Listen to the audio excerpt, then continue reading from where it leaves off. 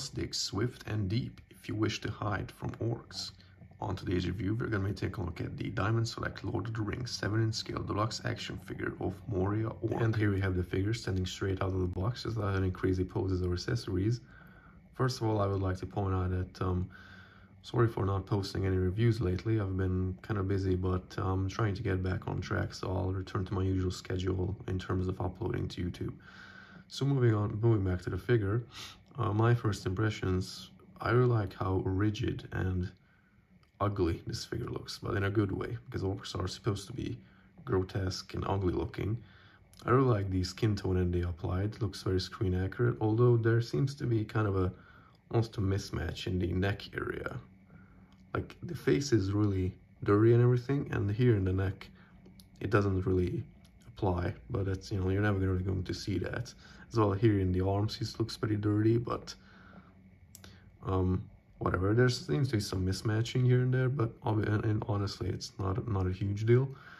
I really like the kind of like the primitive armor that this guy has. He's supposed to represent the orcs living in Moria, in the abandoned dwarf mine.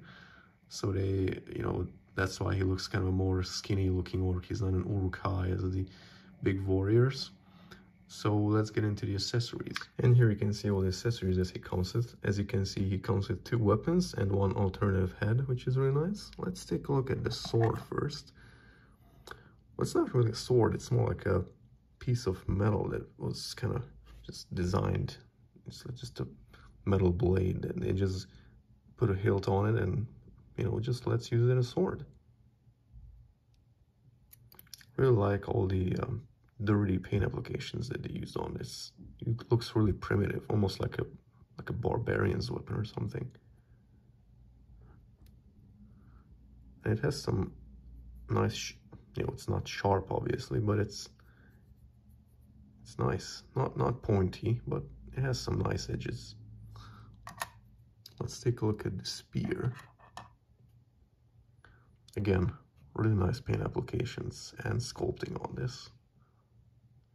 Dirty and primitive, just like an orc's weapon should be.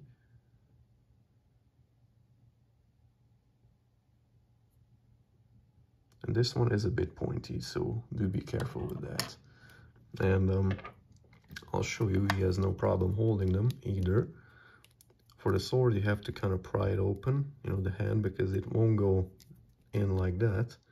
So you want to pry the hand open, and before it closes, you just want to put it in there, and the sword is a bit loose because the hilt of the sword is very thin, but once it's in there, it's not really gonna fall out, but it is kind of loose. And the spear, you can actually just slide it in there, it's no problem, but again, it's kind of thin, so you can do this kind of pose like it's guarding or something. You could also put this head on the spike and just like this, if you want to pose them like that. Kind of weird, but whatever. And the head, let's take a look at this head. It's really nice that they included a helmeted version. You could probably just army build these orcs and have different versions of orcs, which is really nice. Almost looks like the skull of a dragon or something. This helmet look is like these almost looks like teeth or something. Really like the it's kind of weird how this head's eyes are almost like gold looking, but the orc's eyes on, the unhelmeted version are kind of greenish. That's pretty cool, actually. So they didn't, it's the exact same head, but different paint applications used. Different skin tone as well. This is a bit more green. This is kind of faded. This helmet, it looks actually like a vampire as well. You could use this as a vampire, maybe. Pretty cool. I'll show you. You could just want to remove the head, and you want to be careful because these edges on the armor are really sharp and pointy. So you just you could kind of prick yourself. See, I did kind of prick myself on the back armor here, but as you can see, it looks pretty nice.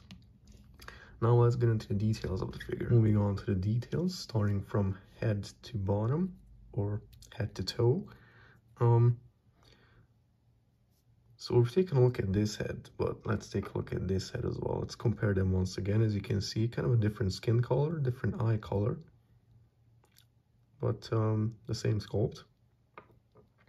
The helmet we have taken a look at, kind of. This neck armor piece is actually a separate, so if you want, you can actually remove it and use it on another figure or something. Pretty cool. Somewhat gets in the way of articulation, but we'll get to that. But again, you can remove that if you want. This back armor is really nice. Look at the sharp edges and ridges, and the paint application is really nice. All rusty and busted up. Really nice chainmail underneath though. Look, that looks pretty clean. Really nicely sculpted as well.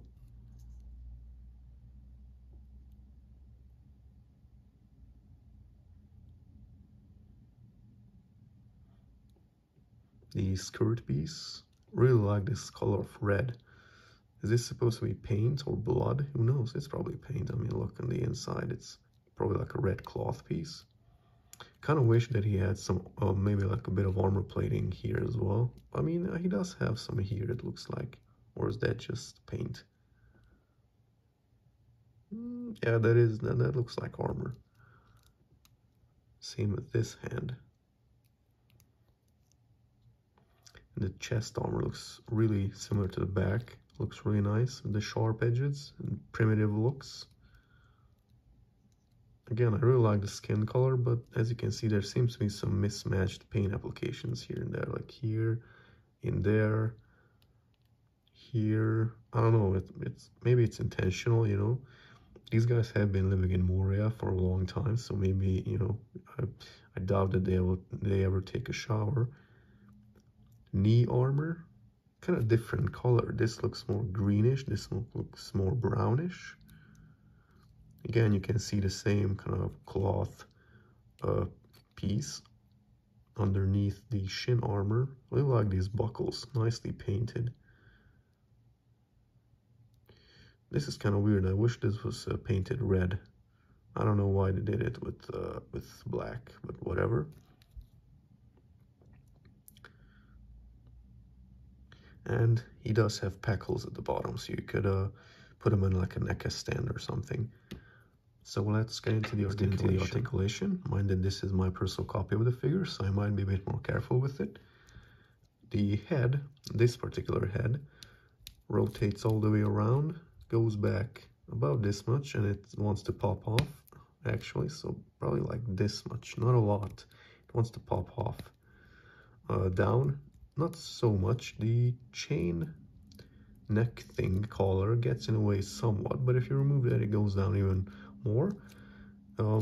Whoops, this head comes off really easily, so somewhat tilts side to side, not too much because again it wants to come off. Arms are on a hinge. They seems to rotate. Yeah, they can rotate all the way around, but this shoulder piece somewhat gets in the way, even though it's really soft rubber, so not so much. There is no bicep swivel, actually. Yeah, there doesn't seem to be. Oh no, I'm lying, there is one right there. It was just very tight. Arms are on a double joint. Goes this much. That's really nice, actually. The arms rotate, swivel, and hinge side to side. Same with the other hand. It's a hinge to the sides. Torso, there's a ball joint at the torso. Can hula hop a bit. Goes forward this much, back not so much, none actually. There is a thigh cut right there. He can somewhat do the Jean-Claude Van Damme. Oh, no, not really. But you could maybe put him on like a wolf statue or another wolf figure. Maybe you could use that as a warg or something. Double jointed knees, which, what is that? Why is that so tight? Oh my god. He can almost kick his own butt. And then the feet have a rocker and goes back this much. All right.